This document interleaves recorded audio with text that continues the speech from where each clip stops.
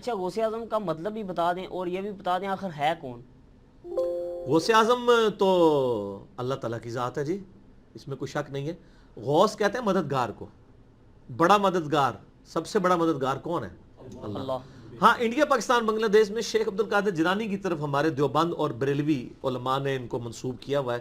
ان کو غوث اعظم کہتے ہیں. اشرف علی تھانوی صاحب بھی غوث اعظم لکھتے ہیں، اور اس طریقے سے حمزہ بریلوی صاحب بھی ان کو غوث اعظم لکھتے ہیں. غوث اعظم اللہ ہی ہے، یہ تو غوث ہے ہی نہیں ہے، تو اعظم کیا ہے؟ ان کا نام تھا شیخ عبد القادر جیلانی.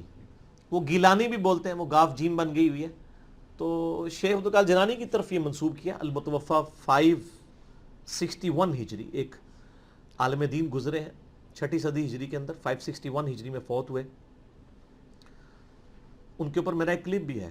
شیخ عبد القادر جیلانی رحمۃ اللہ علیہ 11، بلکہ اس کا نام ہے 11ویں والے پیر کی نماز کا طریقہ. اسے صرف 11ویں کھانے کے لیے ہے. تو وہ غوث اعظم ان کو ویسے کہتے ہیں، انہوں نے کہیں نہیں کہا، نہ ان کو کسی نے کہا ہے. یہ لوگوں نے ان کی طرف منسوب کیا. یہ لقب غلط ہے، یہ لفظ استعمال نہیں کرنا چاہیے. یہ ساری ٹرمنالوجیز جو اعظم اور ان بڑی بڑی جو ہیں، یہ یعنی اگر تکوینی امور سے تعلق رکھتی ہیں تو وہ اللہ کی طرف منسوب ہوں گی.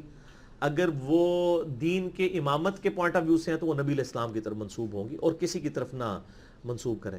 ان لوگوں نے کبھی حضرت علی علیہ السلام کو تو غوث اعظم نہیں کہا، کبھی بھی نہیں کہیں گے، کیونکہ انہوں نے ٹرم بنائی ہے. اور پھر آپ دیکھیں انہوں نے یہ مشہور کیا ہوا ہے کہ چوں محمد درمیان انبیاء، غوث اعظم اسی طرح غوث اعظم درمیان اولیاء. وہ کہتے ہیں جس طرح نبی صلی اللہ علیہ وآلہ وسلم کا مرتبہ نبیوں میں ہے نا، اسی طریقے سے شیخ عبد القادر جیلانی کا مرتبہ اولیاء میں ہے. کتنا بڑا جھوٹ ہے. صحابہ کرام کیا نبی ہیں؟ تو اولیاء کی کیٹیگری میں آتے ہیں. صحابی تو ان کا ایک ٹائٹل ہے نا، وہ علیحدہ چیز ہے.